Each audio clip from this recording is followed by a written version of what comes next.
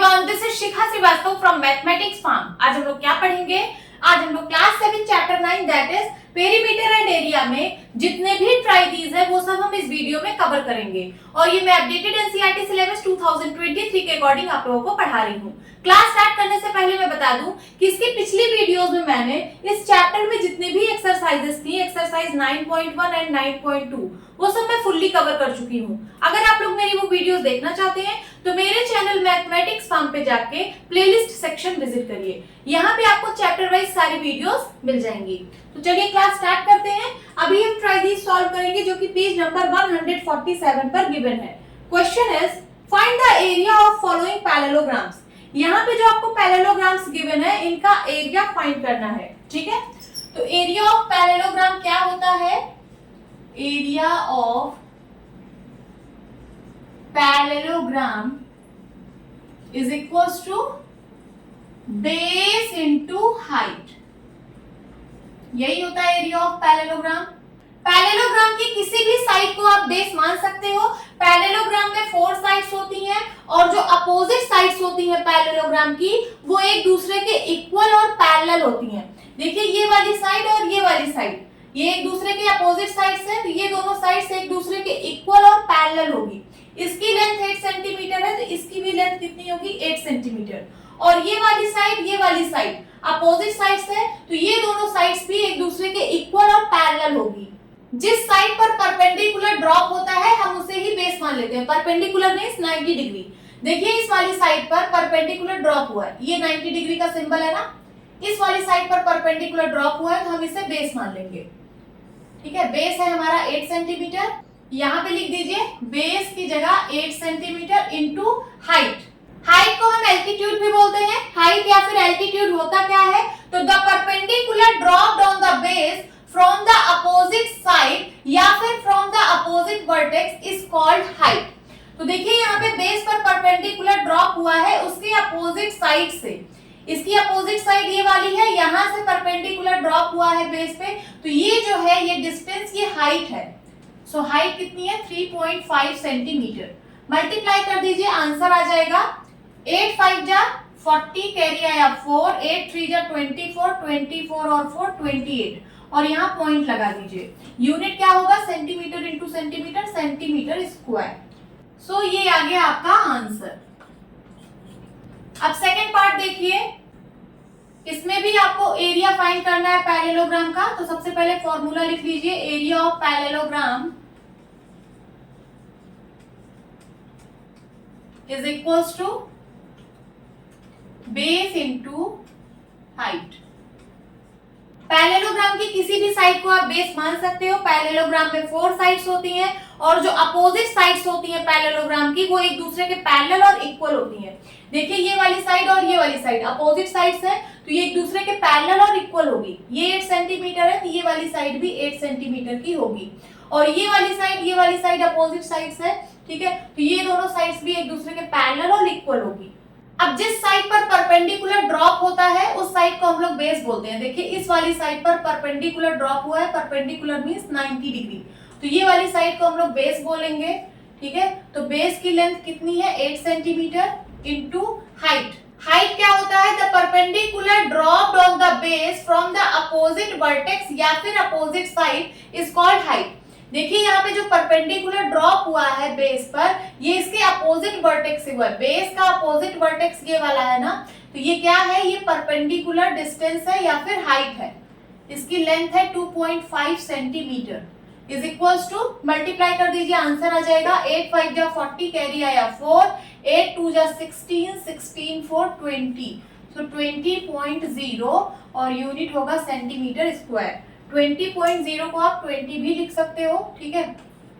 This is the answer. और 28.0 को आप सिर्फ 28 भी लिख सकते हो। नोट डाउन करिए। Now third part, in a parallelogram ABCD, एक पैरेललोग्राम एबीसीडी में AB is equals to 7.2 centimetre.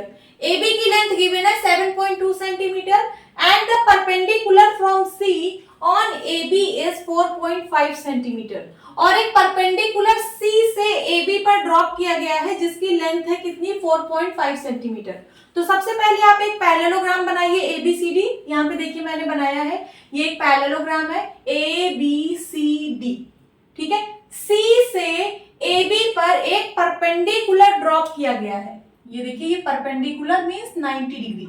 C से AB पर परपेंडिकुलर ड्रॉप किया गया है जिसकी लेंथ है 4.5 सेंटीमीटर। तो आपको इसका एरिया फाइंड करना है।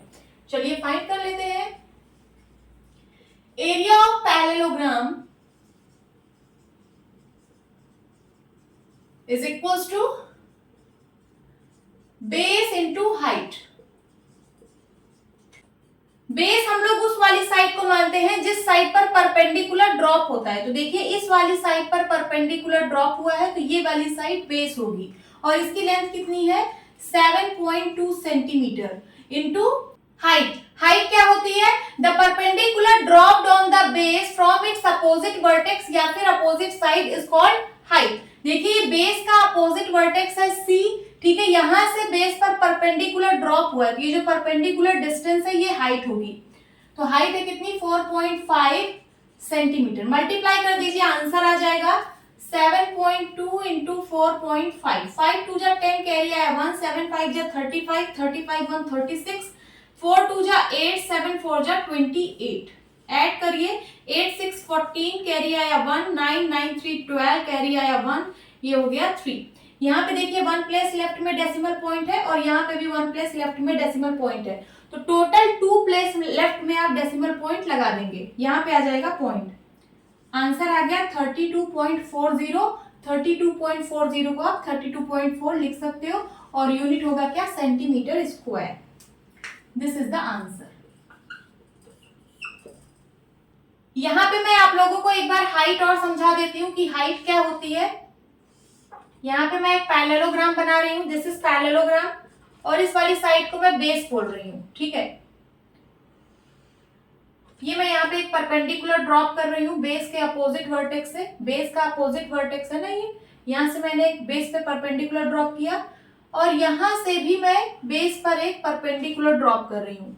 बेस की जो अपोजिट साइड है, इस अपोजिट साइड से मैं बेस पर एक परपेंडिकुलर ड्रॉप कर रही हूँ, ठीक है। तो ये होती है हाइट, ये भी हाइट है और ये भी हाइट है। तो हाइट क्या होती है? जब हम लोग बेस पर परपेंडिकुलर ड्रॉप करते हैं उसके अपोजिट वर्टेक्स या फिर अपोजिट साइड से। देखिए बेस का अपोजिट वर्टेक्स ये वाला है और बेस का अपोजिट साइड ये वाला है, ठीक है। तो जब हम लोग बेस पर उसके अपोजिट वर्टेक्स या फिर अपोजिट साइड से परपेंडिकुलर ड्रॉप करते हैं तो ये जो परपेंडिकुलर डिस्टेंस होती है यही हाइट होती है, ठीक है। इसकी लेंथ और इसकी लेंथ सेम होगी, क्यों? क्योंकि ये दोनों पैरेलल लाइंस है। पैरेलल लाइंस के बीच की डिस्टेंस हमेशा सेम होती है। आप कहीं पे भी परपेंडिकुलर ड्रॉप करोगे, ठीक है, तो इसकी लेंथ सेम ही होगी। हाइट जितनी डिस्टेंस इसकी है वही डिस्टेंस इसकी भी है, ओके। आई होप आप लोगों को हाइट समझ में आया होगा, प्लीज नोट डाउन। अब हम ट्राई दी सॉल्व करेंगे जो कि पेज नंबर 148 पर गिवन है। First question is try the above activity with different types of triangles। ये जो try this given है इसके ऊपर एक एक्टिविटी है, ठीक है। जो ऊपर एक्टिविटी गिवन है उसी एक्टिविटी को डिफरेंट टाइप्स के ट्राइंगल के साथ आपको ट्राई करना है। तो चलिए समझते हैं। तो सबसे पहले आपकी बुक में जो एक्टिविटी गिवन है उसको देख लेते हैं। Draw scalene triangle on a piece of paper. आपको एक पेपर पर स्केलन ट्राइंगल बनाना है। देखिए मैंने यहाँ पे एक स्केलन ट्राइंगल बनाया है। स्केलन ट्राइंगल एक ऐसा ट्राइंगल होता है जिसकी सारी साइड्स डिफरेंट लेंथ की होती हैं, ठीक है। तो यहाँ पे देखिए इसकी जो साइड्स हैं वो डिफरेंट लेंथ की हैं। Cut out the triangle. अब इस ट्राइंगल को कट कर लेना है। चलिए कट कर लेते हैं। ये मैंने इस ट्राइंगल को कट कर लिया जैसा कि आपकी बुक में गिवन है। Place this triangle on another piece of paper and cut out another triangle of same size। अब इस ट्राइंगल को किसी दूसरे पेपर पर रखकर इसी सेम साइज का एक और ट्राइंगल आपको कट करना है। तो चलिए इसी सेम साइज का एक और ट्राइंगल कट कर लेते हैं। ये देखिए मैंने इसी साइज का एक और ट्राइंगल कट कर लिया है जैसा कि यहाँ पे गिवन है। So now you have two scalene triangles of the same size। अब आपके पास दो स्केलन ट्राइंगल हैं सेम साइज के। Are both the triangles congruent? क्या ये दोनों ट्राइंगल्स कॉन्ग्रुएंट हैं? बिल्कुल हैं। दो ट्राइंगल्स कॉन्ग्रुएंट कब होते हैं? यहाँ पे मैंने कंडीशन लिखी है। Two triangles are said to be congruent if all three corresponding sides are equal and all the three corresponding angles are equal in measure। दो ट्राइंगल्स कॉन्ग्रुएंट तब होते हैं जब उनकी तीनों करस्पॉन्डिंग साइड्स की लेंथ इक्वल हो और तीनों करस्पॉन्डिंग एंगल्स का मेजर इक्वल हो। तो ये दोनों ट्राइंगल्स मैंने आइडेंटिकल ही कट किए हैं, तो इनकी जो करस्पॉन्डिंग साइड्स होंगी वो इक्वल होंगी। देखिए यहाँ पे साइड ए बी और साइड डी ई, ये दोनों साइड्स करस्पॉन्डिंग साइड्स हैं, तो इन दोनों साइड्स की लेंथ इक्वल होगी। उसी तरीके से ये दोनों साइड डी एफ और साइड ए सी, ये दोनों करस्पॉन्डिंग साइड्स हैं और इनकी लेंथ इक्वल होंगी। उसी तरीके से साइड सी बी और साइड ई एफ, ये दोनों करस्पॉन्डिंग साइड्स हैं, तो इनकी लेंथ इक्वल होंगी। यहां पे मैं लिख दे रही हूं करस्पॉन्डिंग साइड्स कौन कौन सी हैं। Corresponding sides A B equal है किसके, डीई के, ए सी इक्वल है डी एफ के, एंड ई एफ इक्वल है सी बी के। अब इन दोनों ट्राइंगल्स के जो करस्पॉन्डिंग एंगल्स हैं उनका मेजर भी इक्वल होगा, क्योंकि दोनों ट्राइंगल्स आइडेंटिकल हैं। तो देखिए ये एंगल सी और एंगल एफ, ये दोनों एंगल्स करस्पॉन्डिंग एंगल्स हैं, तो इनका मेजर इक्वल होगा। उसी तरीके से एंगल बी और एंगल ई, ये दोनों करस्पॉन्डिंग एंगल्स हैं, तो इनका मेजर भी इक्वल होगा। उसी तरीके से angle A and angle D, ये दोनों करस्पॉन्डिंग एंगल्स हैं, तो इनका मेजर भी इक्वल होगा। यहाँ पे मैं करस्पॉन्डिंग एंगल्स भी लिख दे रही हूँ। corresponding angles,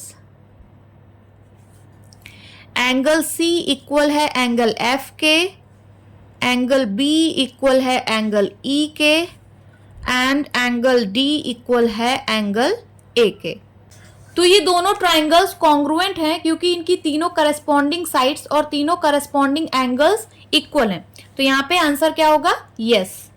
superpose one triangle on the other so that they match.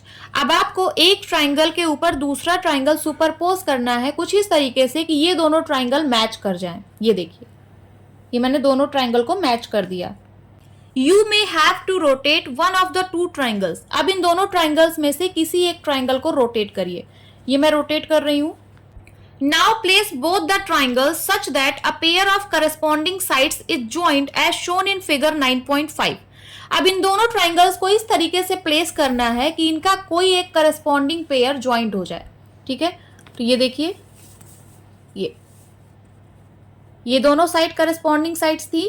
मैंने इसको, इन दोनों ट्राइंगल्स को इस तरीके से प्लेस किया कि इनकी ये pair of corresponding sides joint हो गई, जैसा कि इस फिगर में दिखाया गया है। देखिए फिगर 9.5। इज द फिगर दस फॉर्म्ड अ पैरेललोग्राम। अब ये जो फिगर आपको मिल रहा है, क्या ये पैरेललोग्राम है? बिल्कुल पैरेललोग्राम है, क्योंकि इसकी अपोजिट साइड्स की लेंथ इक्वल है।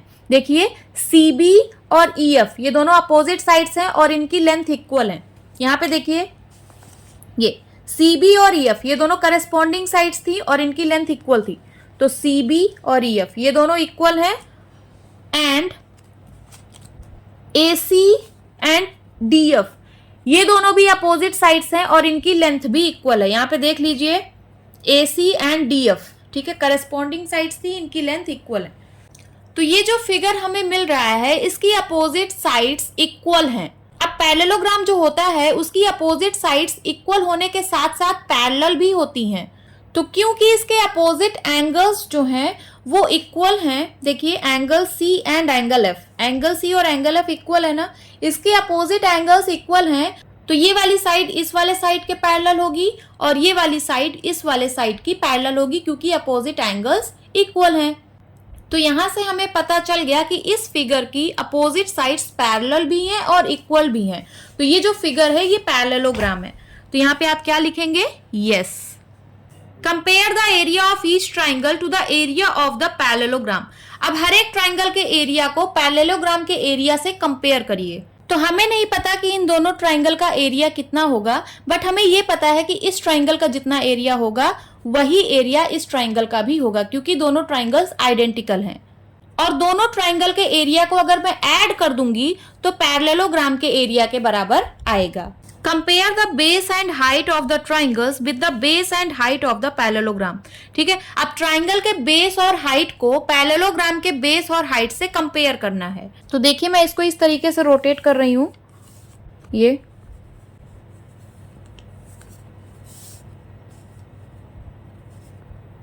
अभी मैं इस ट्राइंगल की बात कर रही हूँ, ट्राइंगल की इस वाली साइड को मैं बेस मान रही हूँ, ठीक है। ये जो साइड DF है इसको मैं बेस मान रही हूँ, तो इस ट्राइंगल की हाइट क्या होगी, हाइट ये होगी, मैं ड्रॉ कर देती हूँ हाइट को।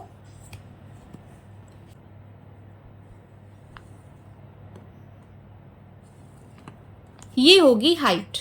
हाइट क्या होती है, it is a perpendicular dropped on the base from its opposite vertex, ठीक है। हाइट एक परपेंडिकुलर होता है जो बेस पर ड्रॉप किया जाता है। Perpendicular means 90 degree. देखिए बेस पर 90 डिग्री ड्रॉप हुआ है ना, उसके अपोजिट वर्टेक्स से, बेस का अपोजिट वर्टेक्स ये वाला है, ठीक है। तो ये क्या है, ये हाइट है। और इस पॉइंट को मैं G नेम दे रही हूं, G, पॉइंट G।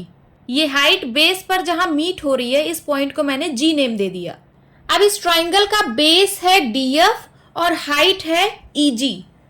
मैं यहां पे लिख दे रही हूं, ट्राइंगल EFD का बेस है DF और हाइट है क्या, EG। अब बात करते हैं पैरेललोग्राम की, ठीक है। ये जो पैरेललोग्राम है इसका बेस और हाइट क्या है। तो अगर मैं इस पैरेललोग्राम का बेस DF ही लूं तो इस पैरेललोग्राम की हाइट EG ही होगी, ठीक है। पैरेललोग्राम, अगर मैं इसका बेस DF लूं तो इसकी हाइट क्या होगी, EG। पैरेललोग्राम की हाइट क्या होती है, it is a perpendicular dropped on the base from its opposite side, ठीक है। ये देखिए बेस पर परपेंडिकुलर ड्रॉप हुआ है इसके अपोजिट साइड से। बेस का अपोजिट साइड ये वाला है ना, यहीं से परपेंडिकुलर ड्रॉप हुआ है, तो ये क्या है, ये हाइट है। अब आपको यहां से दिख रहा होगा कि ट्राइंगल और पैरेललोग्राम दोनों का बेस और हाइट सेम है। देखिए ट्राइंगल का भी बेस DF है, हाइट EG है, और पैरेललोग्राम का भी बेस DF है और हाइट EG है। अब देखिए आगे क्या कह रहा है, you will find that the sum of areas of both the triangles is equal to the area of parallelogram. इन दोनों ट्राइंगल्स के एरिया को जब आप ऐड करोगे तो ये पैरेललोग्राम के एरिया के बराबर आएगा। The base and the height of the triangle are the same as the base and height of the parallelogram respectively. जो ट्राइंगल की बेस और हाइट है वही सेम पैरेललोग्राम की भी बेस और हाइट है। ये मैंने करके आपको दिखा दिया है। आप यहाँ फिगर में भी देख सकते हो, जो ट्राइंगल की बेस और हाइट है वही पैरेललोग्राम की भी बेस और हाइट है। अब चलिए एरिया ऑफ पैरेललोग्राम का फॉर्मूला लगाते हैं। Area of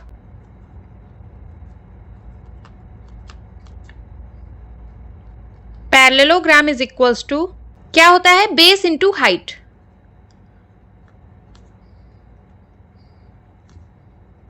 is equals to, ये है पैरेललोग्राम का बेस, इसको मैं B बोल रही हूं, स्मॉल b, इंटू ये है पैरेललोग्राम की हाइट, इसको मैं स्मॉल h बोल रही हूं।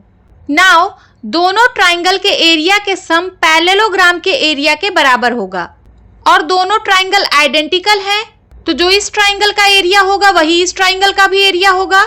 तो 2 times area of each triangle is equals to होगा एरिया ऑफ पैरेललोग्राम के। तो मैं यहां पे लिख रही हूं 2 times area of each triangle is equals to होगा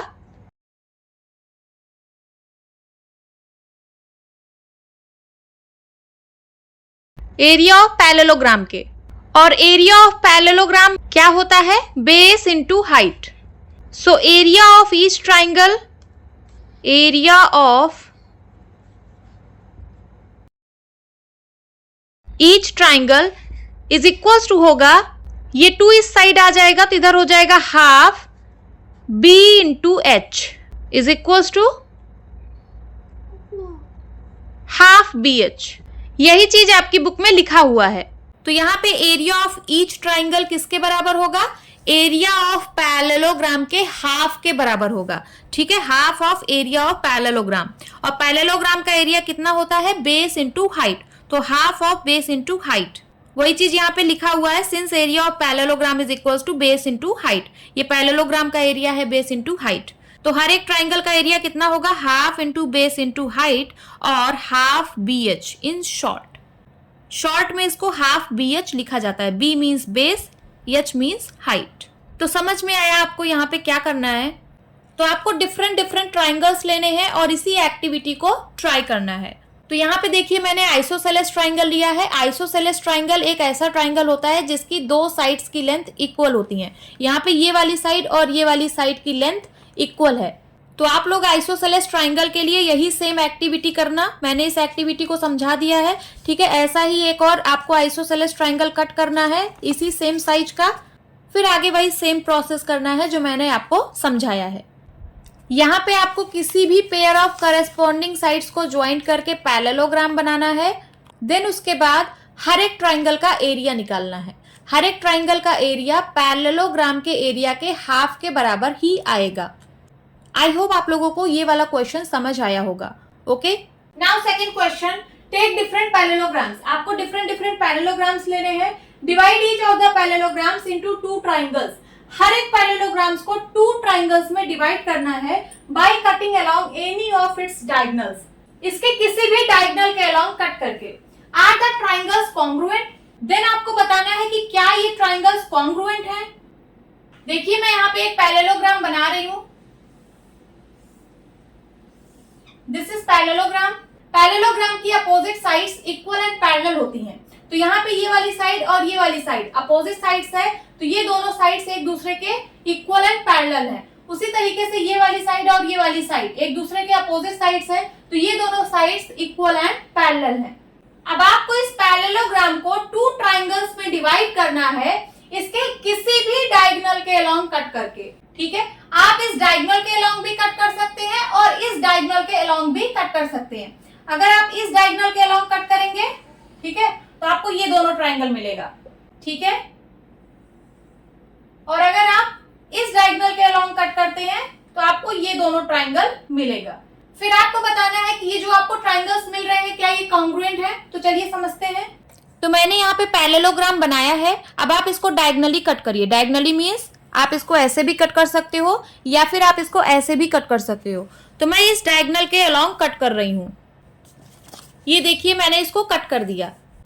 अब आपको बताना है कि क्या ये दोनों ट्राइंगल्स कॉन्ग्रुएंट हैं, ठीक है। तो आप एक के ऊपर दूसरे को सुपरपोज करिए। अगर ये दोनों ट्राइंगल्स पूरे मैच हो जाते हैं तो ये कॉन्ग्रुएंट ट्राइंगल्स होंगे। ये देखिए दोनों मैच हो गए ना, सो ये दोनों ट्राइंगल्स कॉन्ग्रुएंट हैं। आप ऐसे और पैरेललोग्राम्स को डायगोनली कट करके चेक कर सकते हो, दोनों ट्राइंगल्स कॉन्ग्रुएंट ही आएंगे, ठीक है। अब हम ट्राइंगल सॉल्व करेंगे जो कि पेज नंबर 154 पर गिवन है। Question is in figure 9.22। Figure 9.22 में देखिए a part which square has larger perimeter. कौन से स्क्वायर का पेरीमीटर लार्जर है। देखिए यहाँ पे दो स्क्वायर गिवन है, एक ये वाला स्क्वायर और एक ये वाला स्क्वायर, ठीक है। ये स्मॉलर स्क्वायर है और ये लार्जर स्क्वायर है। पेरीमीटर क्या होता है, the length of the boundary या फिर the length of all the sides of closed figure, ठीक है। तो यहाँ पे आपको स्क्वायर का पेरीमीटर फाइंड करना है। स्क्वायर का पेरीमीटर कितना होता है, 4 टाइम्स साइड। कैसे होता है मैं यहाँ पे आप लोगों को बता देती हूँ। देखिए स्क्वायर की सारी साइड की लेंथ इक्वल होती है। अगर ये साइड ए है तो सारी साइड की लेंथ कितनी होगी, ए होगी, ठीक है। So perimeter of square, perimeter of square, perimeter क्या होता है, the length of all the sides of closed figure। देखिए यहाँ पे क्लोज्ड फिगर क्या है, स्क्वायर है। स्क्वायर की सारी साइड्स की लेंथ, तो चलिए लिख दीजिए a plus A plus A plus A is equals to 4a, where a क्या है, साइड ऑफ द स्क्वायर, ठीक है। यही होता है स्क्वायर का पेरीमीटर। तो अगर आप लोगों को स्क्वायर की साइड पता चल जाए तो उसको 4 से मल्टीप्लाई कर दीजिए, स्क्वायर का पेरीमीटर आ जाएगा। अब क्वेश्चन पूछ रहा है कि कौन से स्क्वायर का पेरीमीटर लार्जर है। तो जिस स्क्वायर की साइड लार्जर होगी उस स्क्वायर का पेरीमीटर लार्जर होगा, क्योंकि पेरीमीटर जो है वो साइड पर ही डिपेंड कर रहा है। तो आप लोग एक स्केल लीजिए और ये वाला स्क्वायर है इसकी एक साइड मेजर करिए, ठीक है, इसकी एक साइड मेजर करिए और इस वाले स्क्वायर की एक साइड मेजर करिए। तो आप लोगों को इस वाले स्क्वायर के साइड की लेंथ ज्यादा मिली होगी। देखने से ही लग रहा है कि ये वाली साइड इस वाले साइड से बड़ी है, ठीक है। तो कौन से स्क्वायर का पेरीमीटर लार्जर होगा? ये जो आउटर स्क्वायर है। आप आंसर क्या लिखोगे? Outer square has larger perimeter, ठीक है। Now B part, which is larger, perimeter of smaller square और द सर्कमफेरेंस ऑफ सर्कल। अब आपको बताना है कि कौन सा बड़ा है, पेरीमीटर ऑफ स्मॉलर स्क्वायर या फिर सर्कमफेरेंस ऑफ सर्कल। तो ये रहा स्मॉलर स्क्वायर, इसका पेरीमीटर बड़ा है या फिर सर्कमफेरेंस ऑफ सर्कल। स्क्वायर का पेरीमीटर तो आप लोगों को पता ही है, 4 टाइम्स साइड, और सर्कमफेरेंस ऑफ सर्कल क्या होता है? The length of the boundary, ठीक है। ये देखिए, ये वाली लेंथ प्लस ये वाली लेंथ प्लस ये वाली लेंथ प्लस ये वाली लेंथ। तो अगर आपको एक लेंथ पता चल जाए तो उसको 4 से मल्टीप्लाई कर दीजिए तो सर्कमफेरेंस ऑफ सर्कल आ जाएगा। अब देखिए यहां ध्यान से, एक स्ट्रेट लाइन है ये वाली, ठीक है, और इसी के ऊपर एक कर्व लाइन बनी है, कर्व लाइन ये, ठीक है। हमेशा कर्व लाइन की लेंथ स्ट्रेट लाइन की लेंथ से ज्यादा होती है, हमेशा। आप इसको मेजर करना, ये वाली लेंथ ज्यादा होगी और ये वाली लेंथ कम होगी। तो इसकी लेंथ कम है और इसकी लेंथ ज्यादा है, ये जो कर्व लाइन है इसकी लेंथ ज्यादा है, तो सर्कमफेरेंस ऑफ सर्कल जो होगा वो लार्जर होगा। सपोज इसकी लेंथ है 4 सेंटीमीटर, सपोज, तो इसकी लेंथ इससे कुछ ज्यादा होगी, सपोज 4.2 सेंटीमीटर है, ठीक है। तो ये जो स्मॉलर स्क्वायर है इसका पेरीमीटर होगा 4 टाइम्स a, तो 4 into 4 is equals to 16 centimetre होगा इसका पेरीमीटर स्क्वायर का। और ये जो सर्कल है इसका सर्कमफेरेंस कितना होगा? 4 टाइम्स 4.2 सेंटीमीटर, यही होगा ना। इसकी वैल्यू इससे ज्यादा आएगी, ठीक है। तो सर्कमफेरेंस ऑफ सर्कल यहाँ पे लार्जर होगा। लिख लीजिए, circumference of the circle is larger. ये तो मैंने वो मेथड बताया कि आप देख के ही बता सकते हो कि किसका पेरीमीटर ज्यादा है। आप चाहे तो फॉर्मूले से भी निकाल सकते हैं। सर्कल का सर्कमफेरेंस होता है, circumference is equals to 2 pi r। अगर आपको रेडियस पता चल जाए तो आप सर्कमफेरेंस निकाल सकते हो। और स्क्वायर का पेरीमीटर तो पता ही है 4 टाइम्स a, ठीक है। तो देखिए रेडियस कैसे निकलेगा, आप लोग स्केल लेना, ये है सेंटर पॉइंट, ठीक है। यहां से लेकर यहां तक की डिस्टेंस मेजर करना, ठीक है। यहां से लेकर यहां तक की डिस्टेंस मेजर करना, ये सर्कल का डायामीटर है। जितनी भी लेंथ आएगी उसका हाफ कर देना, ठीक है। तो आपको सर्कल का रेडियस पता चल जाएगा, यहां से लेकर यहां तक की लेंथ पता चल जाएगी, ठीक है। फिर इस फॉर्मूले में रेडियस रख देना, 2 इंटू पाई की वैल्यू 3.14 इंटू रेडियस जितना भी आएगी यहाँ पे रख के सर्कमफेरेंस निकाल लेना, ठीक है। और ये जो स्मॉलर स्क्वायर है इसका भी पेरीमीटर फाइंड कर लेना, इसकी एक साइड मेजर करके 4 से मल्टीप्लाई कर देना, ठीक है। तो इसका पेरीमीटर आ जाएगा, फिर दोनों में कंपेयर कर लेना, तो आपको यहाँ से circumference of the circle he larger मिलेगा, ठीक है। नोट डाउन कर लीजिए। अब हम ट्राइगीज सॉल्व करेंगे जो कि पेज नंबर 157 पर गिवन है। Question is draw circles of different radii on a graph paper. आपको ग्राफ पेपर पर डिफरेंट रेडियस के सर्कल्स ड्रॉ करने हैं। Find the area by counting the number of squares. Then उसके बाद नंबर ऑफ स्क्वायर्स को count करके उन सर्कल्स का एरिया फाइंड करना है। Also find the area by using the formula. और आपको फॉर्मूला का भी यूज करके उन सर्कल्स का एरिया फाइंड करना है। कंपेयर द 2 आंसर्स, फिर उन दोनों आंसर्स को कंपेयर करना है। तो आप लोगों ने क्लास 6 के चैप्टर मेंसुरेशन में नंबर ऑफ स्क्वायर्स को काउंट करके डिफरेंट फिगर्स का एरिया फाइंड करना सीखा होगा। तो उसके लिए मैंने यहाँ पे एक टेबल बनाई है। इस टेबल में 3 कॉलम्स है। पहला कॉलम है कवर्ड एरिया, दूसरा कॉलम है नंबर, तीसरा कॉलम है area estimate in square centimetre. Covered area में देखिए फर्स्ट है फुल्ली फिल्ड स्क्वायर्स, जो स्क्वायर्स पूरे पूरे कवर हो रहे हैं, पूरे पूरे, ठीक है, उनका नंबर यहाँ पे लिखना है कि कितने number of squares fully filled हैं। Then second half filled squares, जो स्क्वायर्स हाफ फिल्ड हैं उनका नंबर काउंट करके यहाँ पे लिखना है। Then more than half filled squares, जो squares more than half filled है उसका नंबर यहाँ पे लिखना है। और less than half filled squares, ठीक है, जो squares less than half filled है उसका नंबर यहाँ पे लिखना है। देन उसके बाद हम एस्टिमेटेड एरिया फाइंड कर लेंगे। तो यहाँ से हम नंबर ऑफ स्क्वायर्स को काउंट करके एक एस्टिमेटेड एरिया फाइंड कर लेंगे। देन उसके बाद फॉर्मूला का यूज करके भी हम एरिया फाइंड करेंगे, फॉर्मूला का यूज करके, ठीक है। एरिया ऑफ सर्कल क्या होता है?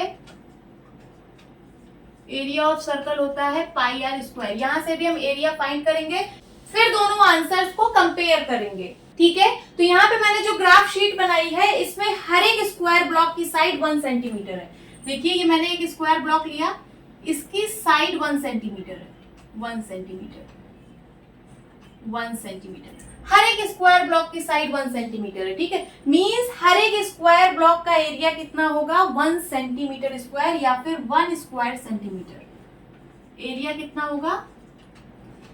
1 स्क्वायर सेंटीमीटर, ठीक है। स्क्वायर का एरिया साइड इंटू साइड होता है, साइड 1 है, 1 है, 1 1 जा 1, और स्क्वायर सेंटीमीटर होगा यूनिट।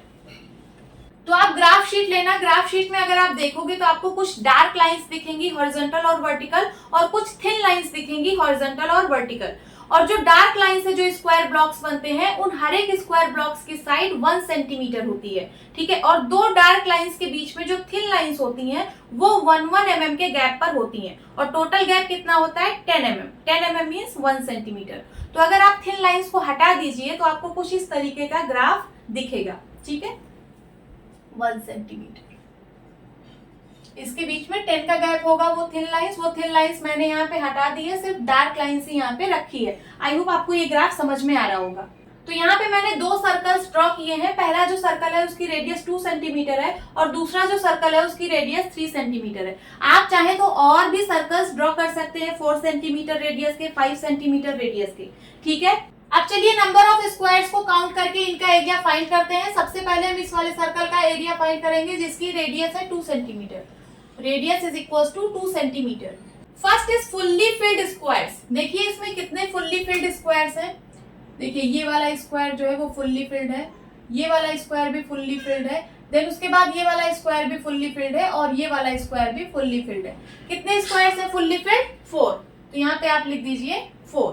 देन उसके बाद हाफ फिल्ड स्क्वायर्स। क्या आपको यहाँ पे कोई ऐसा स्क्वायर दिख रहा है जो हाफ फिल्ड है? नहीं, कोई नहीं है, लिख दीजिए क्या? 0। देन उसके बाद more than half filled squares. अब आपको ऐसे स्क्वायर्स देखने हैं जो मोर देन हाफ फिल्ड हो। तो देखिए यहाँ पे दिख रहे हैं ये वाला स्क्वायर, ठीक है। देन उसके बाद ये वाला स्क्वायर मोर देन हाफ फिल्ड है, ये वाला स्क्वायर मोर देन हाफ फिल्ड है, और ये वाला स्क्वायर मोर देन हाफ फिल्ड है, ये वाला भी मोर देन हाफ फिल्ड है, ये वाला भी, और ये वाला भी, ये वाला भी। कितने स्क्वायर से काउंट कर लीजिए? 1 2 3 4 5 6 7 8, ठीक है।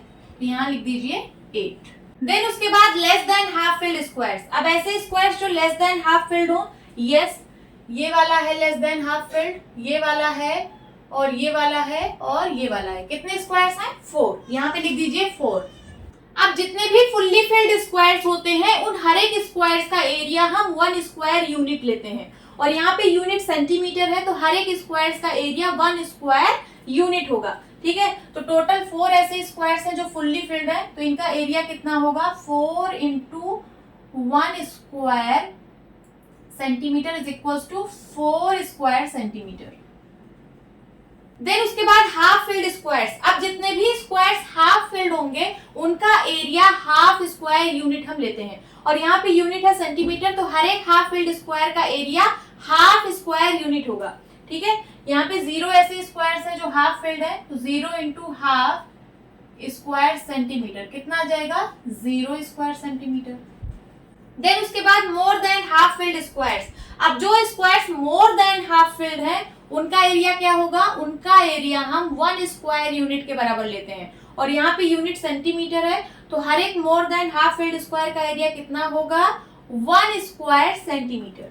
और यहाँ पे 8 ऐसे स्क्वायर्स हैं जो मोर देन हाफ फिल्ड हैं, तो इसका एरिया होगा 8 into 1 square centimetre is equals to 8 square centimetre. Then उसके बाद less than half filled squares. अब जितने भी squares less than half filled होते हैं उनका एरिया हम 0 के बराबर अज्यूम करते हैं। ठीक है, तो यहाँ पे 4 ऐसे स्क्वायर्स हैं जो लेस देन हाफ फिल्ड हैं, तो 4 into 0 square centimetre is equals to 0 square centimeter. ठीक है, तो इसका एरिया कितना होगा 0। तो टोटल एरिया कितना आया, total area is equals to count कर लीजिए 4 plus 8 square centimetre is equals to 8 4 12 square centimeter. ये आ गई नंबर ऑफ स्क्वायर्स को काउंट करके एक एस्टिमेटेड एरिया आ गई। अब हम फॉर्मूले का यूज करके इस सर्कल का एरिया निकालेंगे जिसका रेडियस है 2 सेंटीमीटर। ठीक है, तो पाई की वैल्यू यहाँ पे पुट कर दीजिए 3.14 इंटू रेडियस है कितना 2 सेंटीमीटर, इसका whole square is equals to 3.14 into 2 का स्क्वायर हो जाएगा 4 centimeter square is equals to multiply करिए 3.14 इंटू 4 इंटू 4 4 4 जा 16 कैरी आया 1 4 1 जा 4 1 5 4 3 जा 12, यहाँ पे पॉइंट लग जाएगा, कितना आ गया 12.56 सेंटीमीटर स्क्वायर। अब दोनों आंसर्स को कंपेयर कर लीजिए।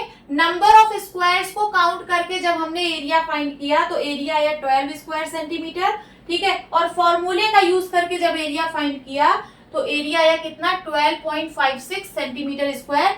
सेंटीमीटर स्क्वायर को ही हम स्क्वायर सेंटीमीटर बोलते हैं। ठीक है, स्क्वायर सेंटीमीटर इसी को बोलते हैं।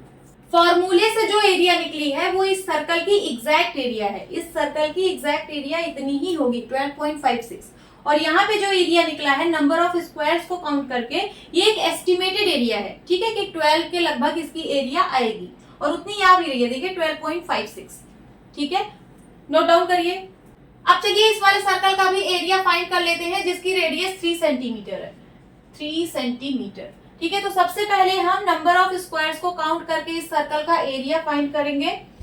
तो फर्स्ट है फुल्ली फिल्ड स्क्वायर्स। अब यहाँ पे देखिए फुल्ली फिल्ड स्क्वायर्स कितने हैं, ये देखिए ये वाला फुल्ली फिल्ड है, ये वाला है, ये वाला है, ये वाला है, देन ये वाला, ये वाला, ये वाला, ये वाला, देन ये वाला, ये वाला, ये वाला, ये वाला, ये भी है, ये भी है, ये भी है, ये भी है। कितने हैं काउंट करिए 1 2 3 4 5 6 7 8 9 10 11 12 13 14 15 16 16 ऐसे स्क्वायर्स हैं जो फुल्ली फिल्ड हैं। देन उसके बाद हाफ फिल्ड स्क्वायर्स। अब देखिए हाफ फिल्ड स्क्वायर्स कितने हैं, ये वाला हाफ फिल्ड है, ये वाला भी हाफ फिल्ड है, ये वाला भी हाफ फिल्ड है, ये वाला भी हाफ फिल्ड है, देन ये वाला है, ये वाला है, ये वाला है और ये वाला है। तो कितने स्क्वायर्स हाफ फिल्ड है 1 2 3 4 5 6 7 8, यहाँ पे लिख दीजिए 8। देन उसके बाद more than half filled squares.